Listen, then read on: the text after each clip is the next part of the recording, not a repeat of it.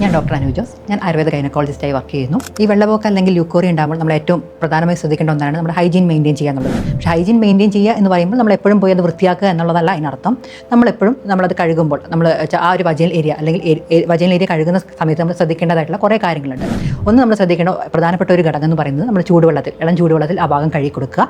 കഴുകുന്ന സമയത്ത് നമ്മൾ ശ്രദ്ധിക്കേണ്ട എപ്പോഴും പുറകിൽ നിന്ന് മുമ്പിൽ നിന്ന് പുറകിലേക്കാണ് നമ്മൾ കഴുകേണ്ടത്. കാരണം നമ്മുടെ ഏനസ് റീജിയൻ അല്ലെങ്കിൽ ആ മലാശയത്തിൻ്റെ ഭാഗം അവിടെ വരുന്നത് കൊണ്ട് നമ്മൾ എപ്പോഴും ബാക്കിൽ നിന്ന് മുന്നോട്ട് കഴുകുകയാണെങ്കിൽ അങ്ങനെയുള്ള ഇൻഫെക്ഷൻസ് സ്പ്രെഡ് ചെയ്യാറുണ്ട്.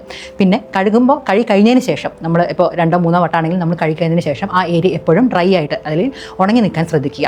അത് വെള്ളത്തിൻ്റെ അല്ലെങ്കിൽ ഈർപ്പത്തിൻ്റെ അളവ് നിൽക്കുമ്പോൾ ഈ പറഞ്ഞ ഇൻഫെക്ഷൻസിനുള്ള സാധ്യത കൂടുതലാണ്. അടുത്തത് നമ്മൾ ശ്രദ്ധിക്കേണ്ട ഒരു കാര്യം എന്ന് വെച്ചിട്ടുണ്ടെങ്കിൽ നമുക്ക് എന്തെങ്കിലും ബുദ്ധിമുട്ടുകൾ നമുക്ക് ശാരീരികമായ എന്തെങ്കിലും പ്രശ്നങ്ങളുണ്ടോ എന്നുള്ളത് നമ്മൾ സെർച്ച് ചെയ്യുക എന്നുള്ളതാണ്. ഈ പറഞ്ഞ പോലെ ഫംഗൽ ഇൻഫെക്ഷൻസോ അല്ലെങ്കിൽ ബാക്ടീരിയൽ ഇൻഫെക്ഷൻസോ അല്ലെങ്കിൽ നമ്മൾ ഇൻട്രായൂട്രൈൻ ഡിവൈസസ് ഉപയോഗിക്കാനുള്ള പ്രശ്നങ്ങൾ അല്ലെങ്കിൽ ഹോർമോൺസ് പിൽസ് എടുക്കുമ്പോഴുള്ള പ്രശ്നങ്ങൾ ഇങ്ങനെയുള്ള എന്തെങ്കിലും കാര്യങ്ങൾ നമ്മൾ ചെയ്യുന്നുണ്ടെങ്കിൽ ആ ഒരു ഹോർമോൺസ് ഒക്കെ എടുക്കുകയാണെങ്കിലും അതിൽ നിന്നുള്ള മാറ്റങ്ങൾ വരുത്തുക എന്നുള്ളതാണ് അടുത്തതായി നമ്മൾ ശ്രദ്ധിക്കേണ്ടത്.